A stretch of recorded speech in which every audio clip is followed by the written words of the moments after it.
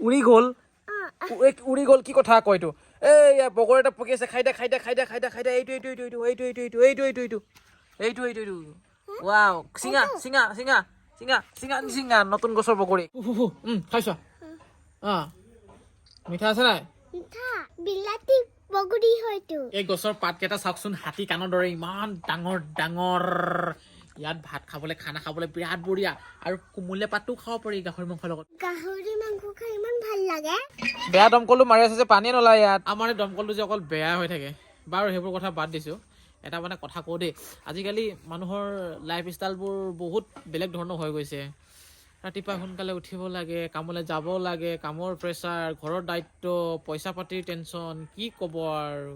তাৰ পাছতো আকৌ মানে কি হয় বডিটো মানে এনাৰ্জি নোহোৱা নিচিনা হৈ যায় মানে এটা কথা ভাবোঁ কেতিয়াবা আমাৰ মা দেউতাহঁতে হওক বা ককা আইতাহঁতে হওক ইমান ষ্ট্ৰং আছিলে ইমান কাম বন কৰে তথাপিও কেতিয়াও মানে ভাগৰুৱা দেখি পোৱা নাছিলোঁ আচলতে তেওঁলোকে প্ৰকৃতিৰ লগত বহুত বেছি ওচৰত আছিল নেচাৰৰ লগত বহুত বেছি ওচৰত আছিল কিন্তু আমি এতিয়া কি ক'ম আৰু জানেই এটা কথা কওঁনে আমাৰ ভাৰতবৰ্ষখনত এটা ডাঙৰ উপহাৰ আছে গিফ্ট আছে যিটো আমি বহু হাজাৰ বছৰ আগৰ পৰা দেখি আহিছোঁ আৰু ব্যৱহাৰ কৰি আহিছোঁ আমাৰ একদম পূৰ্বজন্মৰ লোকসকলে ব্যৱহাৰ কৰি আহিছিলে সেয়া হৈছে শিলাজিৎ মেনচিয়ৰৰ শিলাজিৎ আয়ুৰ্বেদিকত এই শিলাজিৎ বহুত বেছি ব্যৱহাৰ কৰা আমি দেখা পোৱা যাওঁ আৰু হিমালয়ৰ গভীৰ পৰ্বতৰ মাজত এই শিলাজিৎ পোৱা যায় আৰু এই শিলাজিৎ আমাৰ পূৰ্বপুৰুষসকলে শক্তিৰ কাৰণে ষ্টেমিনাৰ কাৰণে বহুত বেছি ব্যৱহাৰ কৰা আমি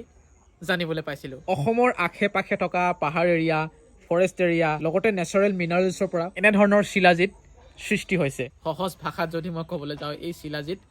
প্ৰকৃতিৰ পৰা পোৱা যায় নেচাৰৰ পৰা পোৱা যায় আৰু আমাৰ ককা দেউতাসকলে এয়াই মানি আহিছিল যে প্ৰকৃতিৰ পৰা যিবোৰ বস্তু পোৱা যায় নেচাৰৰ পৰা যিবোৰ বস্তু পোৱা যায়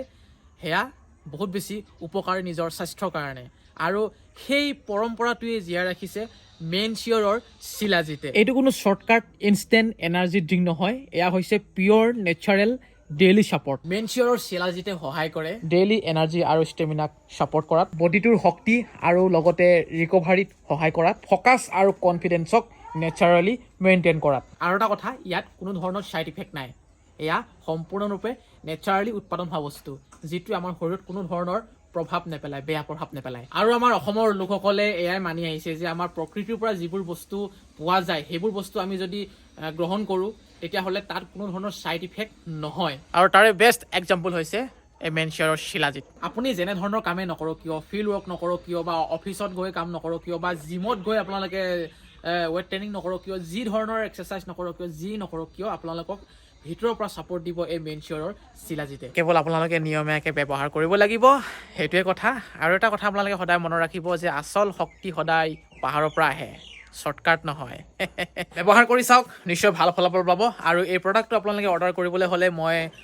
লিংকটো ডেছক্ৰিপশ্যনত দি থৈ দিছোঁ কমেণ্ট বক্সত দি থৈ দিছোঁ তাত গৈ আপোনালোকে ধুনীয়াকৈ ক্লিক কৰি অৰ্ডাৰ কৰিব পাৰে নাইবা এমেজন ফ্লিপকাৰ্ট সকলোতে আপোনালোকে এই মেনচিয়ৰ শিলাজিৎ পাই যাব যাওক অৰ্ডাৰ কৰক আৰু এবাৰ ব্যৱহাৰ কৰি চাওক লগতে মই ভিডিঅ'ত টেগ কৰি থৈ দিছোঁ তাত গৈ আপোনালোকে ক্লিক কৰি বঢ়িয়াকৈ অৰ্ডাৰ কৰিব পাৰে এবাৰ ব্যৱহাৰ কৰি চাওক চাব ভাল ৰিজাল্ট পাবই পাব